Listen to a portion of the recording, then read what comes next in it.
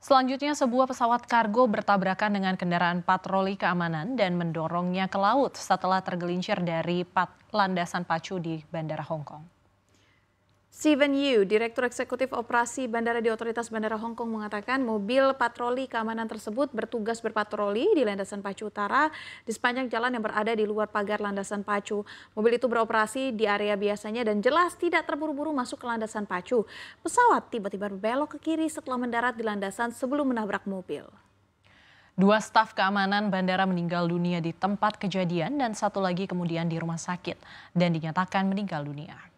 Kecelakaan di bandara kargo tersibuk di dunia melibatkan pesawat yang dioperasikan oleh maskapai pengiriman barang Turki Ek Airlines atas nama Emirates.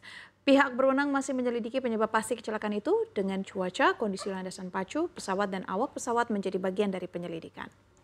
Meski tragedi terjadi, operasional penerbangan tidak terganggu dan dua landasan lain tetap beroperasi normal.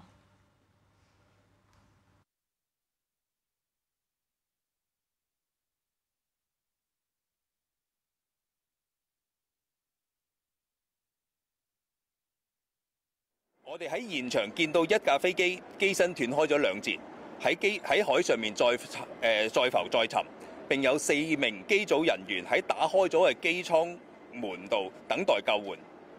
消防立即派員進行拯救，協助機上面嘅4名機組人員利用逃生滑梯離開機艙。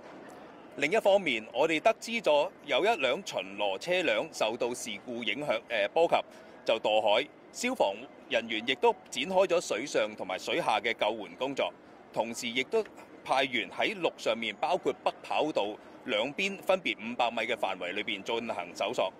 最終，消防潛水員喺大約40分鐘之後，確定到墮海巡邏車輛嘅位置，其後喺車上面揾到2名被困人士。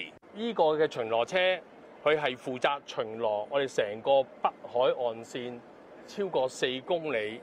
係確保成個機場嘅安全，有事故係即時處理嘅。佢依度係過去1998年，我哋嘅海岸線係都有巡邏車安排，亦都有站崗，佢哋不時喺度巡邏。